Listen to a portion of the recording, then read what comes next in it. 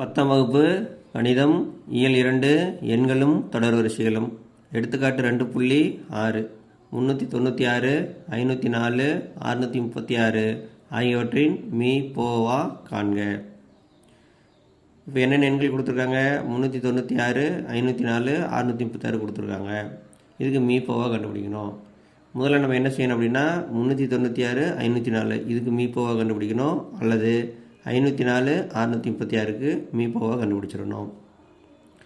என்ன முறையை பயன்படுத்தணும்? யூக்ளிடின் வகுத்தல் விதிமுறைப்படி. அப்படின்னு என்ன அர்த்தம்?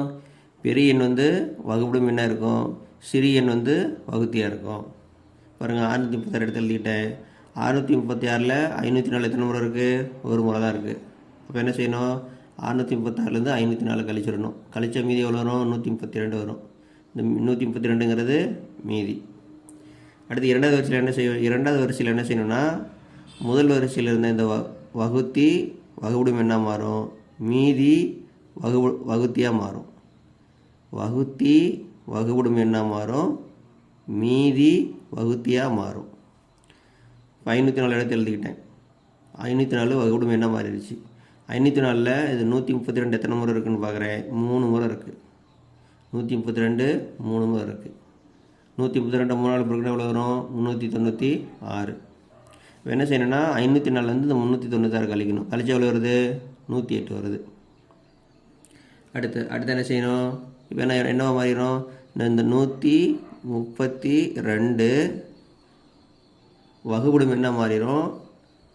108 வகுத்தியாக மாறிடும். 132ல் 108 எத்தனை முறை இருக்குது? ஒரு முறை தான் இருக்குது. அப்போ 132லேருந்து 108 கழிச்சா மீதி எவ்வளோ வரும்? 24 வரும். அடுத்து அந்த 108 என்ன எழுதிக்கணும்? வகுப்படும் என்ன எழுதிக்கணும். இப்போ வகுத்தி என்ன மாறிடும்? 24. 108ல் 24 எத்தனை முறை இருக்குது பாருங்கள்? 4 முறை இருக்குது. அதாவது அப்போ 24 4ஆல் பெருக்குன்னா எவ்வளோ வரும்? 4 4 2 8 96 வருதா?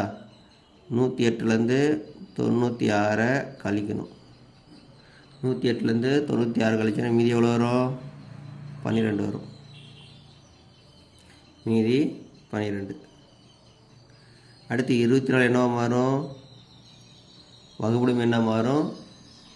12 வகுத்தியாக மாறும். 24ல் 12 எத்தனை முறை இருக்குது? 2 முறை தான் இருக்குது.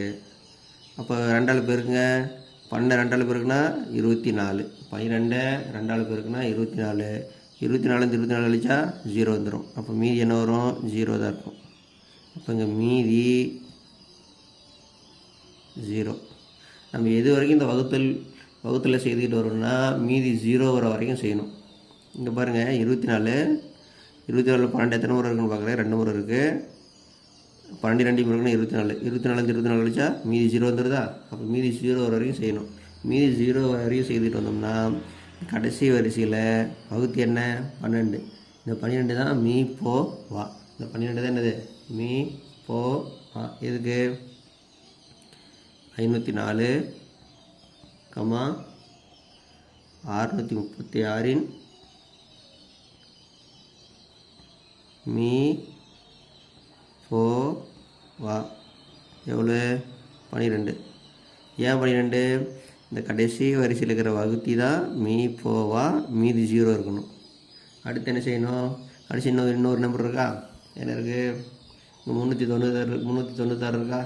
இப்போ என்ன செய்யணும்னா 396க்கும் இந்த 12க்கும் மீ போவா கண்டுபிடிக்கணும். பாருங்கள், 396, 12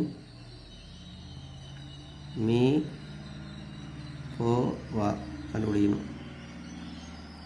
இப்போ யூக்ளிடின் வகுத்தல் விதிமுறையை பயன்படுத்தணும். அப்போ பெரிய எண்ணை என்ன செய்யணும்? வகுப்படும் எண்ணாக வச்சுக்கணும். பெரிய எண்ணை வகுப்படும் எண்ணாக வச்சுக்கணும்.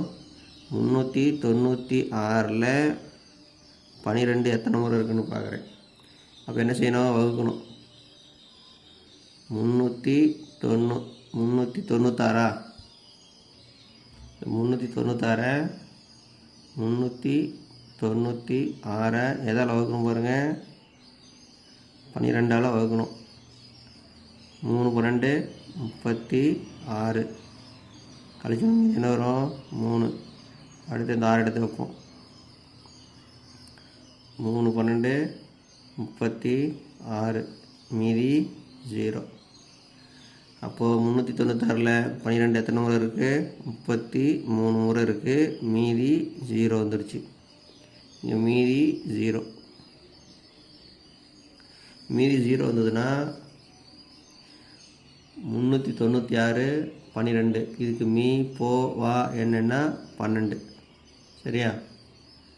396, 12 மீ போ வா எவ்வளோ கண்டுபிடிச்சிருக்கோம்?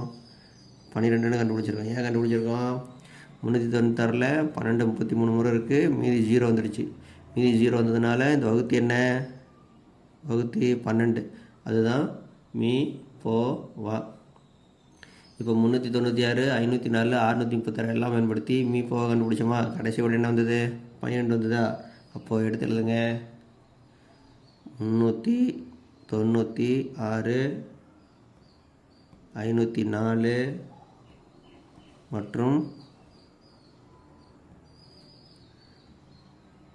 636